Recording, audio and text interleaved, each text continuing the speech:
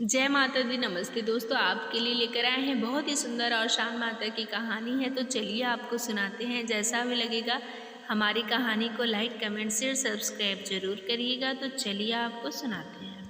एक गांव में बहुत बड़ी बनिया था और उसकी वाइफ थी। उनको बहुत दिन से बच्चा नहीं हो रहा था। तो जो बनिया था वो अपना सुबह नहा धो के खा पी के अपना चला जाता था गांव-गांव, हर चीज़ें बेचता था। और जो उसकी वाइफ थी वो घर में पड़ी रहती थी, अकेले बोर हो जाती थी। घर का काम धंधा करके सोती रहती थी। कोई आता था बातचीत कर लेती थी, लेकिन एक वंश ना होना सबसे बड़ा टेंशन होता। वो हमेशा परेशान रहती थी, हमेशा सोचती रहती थी कि मेरे पास भी कोई बच्चा होता, मेरा टाइम पास हो जाता। दुनिया भर की बातें सोचती थी। और बनिया जो है अपना शाम तक बेच के आता था तो घर पे खाता पीता था, थक जाता था, सो जाता था। तो उसको इतनी टेंशन नहीं होती थी। जितना वो फ्री रहती थी तो उसको कुछ ज़्यादा ही टेंशन था। ऐसे बहुत दिन चलता रहा। तो बनिया जो है रोज मतलब गांव-गांव में बेचने जाता था। बनिया से बोलने लग गई। उसकी वाइफ की बोली, पता नहीं हम लोगों की किस्मत में क्या लिखा हुआ है कि हमें कोई बच्चा नहीं हो रहा है।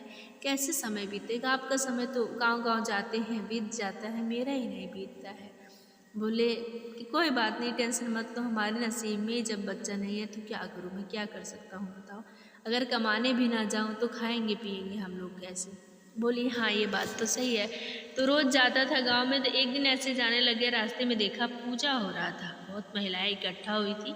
वहाँ पे पूजा हो रहा था तो वहीं पे खड़ा हो गया। फेरी वाले को लालच रहते हैं कि औरतें हैं, औरतें बहुत सारा सामान खरीदती हैं, खड़ा रहता हूँ, अभी पूजा हो जाएगा तो ये आएंगी, सारा सामान मतलब बहुत सारा सामान खरीद लेंगी। उसी लालच में वहाँ खड़ा था। जब पूजा हो गया औरतें आई तो बोले कि बहन जी किस चीज़ का पूजा हो रहा था? बोले कि भैया औशान माता हो, एक औशान माता है, उन्हीं की पूजा हम लोग करते हैं, उन्हीं की पूजा हो रही थी। वो बहुत बहुत दयालु औशान माता है, वो सबकी हर मनोकामना को पूरा करती हैं। तो जब वो काम हमारा पूरा हो जाता है हम लोग दूर दूरिया चबवाते हैं। तो बोले अच्छा। तो बोले क्या जो मांगोगी वो देती हैं औशान माता? बोले हाँ, आप सच्चे दिल से जो भी मांगेंगे वो सब औशान माता देती हैं। और जब दे दें आपको तो उसके बाद आपको औशान माता का दूध लीजिए चबाना होता है।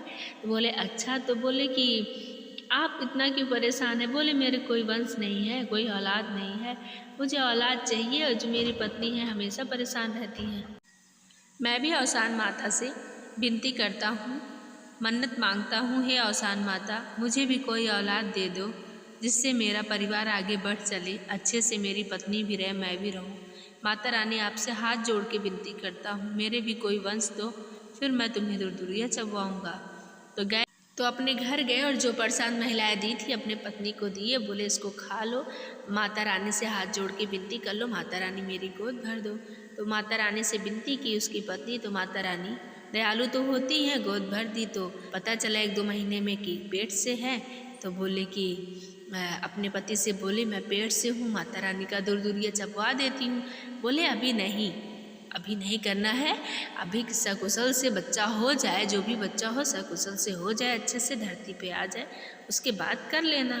तो पत्नी बोले ठीक है। तो ऐसे 9 महीना बीत गया। खूब सुंदर पुत्री पैदा हुई, खूब सुंदर लड़की हुई और लड़की बहुत सुंदर थी।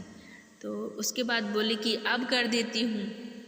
बोले नहीं अभी और बड़ी होने दो।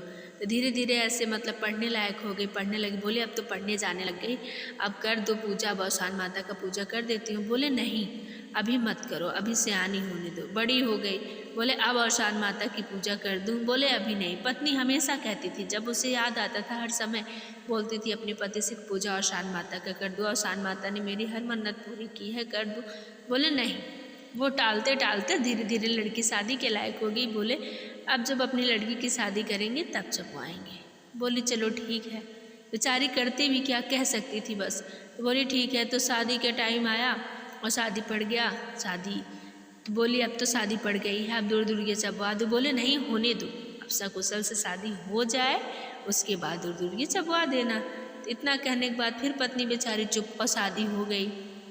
अच्छा घर भर मिला, शादी हुई, घर भर मिला, अच्छा शादी हुई गई।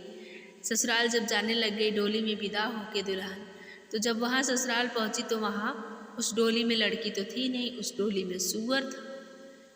सूअर घूम रहे थे उस डोली में। तो ससुराल वाले जब आए, देखे दुल्हन उतारने के लिए, तो देख रहे हैं सूअर घूम रहा है, तो उनको गुस्सा आ गया। बोले ये क्या मेरे साथ मजाक किया है, समधी मेरे साथ मजाक किए हैं, सूअर भेजे, इतना सुंदर मेरा बेटा, इतना सुंदर मेरा बेटा, मेरे बेटे के साथ सूअर की शादी किए हैं, थोड़ी सी भी शर्म नहीं आई, मेरी बेइज्जती किए हैं, मेरी कोई इज्जत ही नहीं है, कैसे कर दिए। तो कुछ लोग आए और यहाँ बनिया के घर आए और चिल्लाने लग गए कि क्या शादी किए हो, लड़की की जगह सूअर विदा किए हो, सूअर विदा किए हो, क्या किए हो, मेरे साथ मजाक किए हो। मारने के लिए लाठी तलवार सब, मतलब बहुत गुस्सा हुए थे, इतना गुस्सा थे कि सारा सामान लेके आए थे मारने के लिए। तो आए, उसके बाद क्या कहते हैं, जो उसकी औरत थी बनिया के घर से बाहर निकली, बोले कि क्या हुआ। बोले तुम लड़की नहीं विदा की हो, तुम सूअर विदा की हो। बिलक बिलक कर रो रही थी लड़की की विदाई होने के बाद।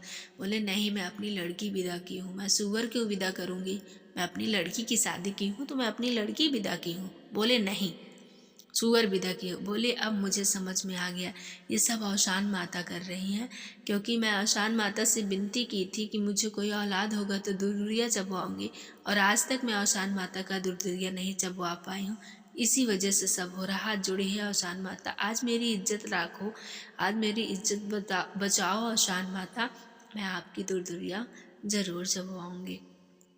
तो औशान माता दयालु तो होती ही हैं। औशान माता क्या की, अपनी कृपा से उस मंडप में, मतलब उस डोली में सूअर की जगह दुल्हन बैठा दी।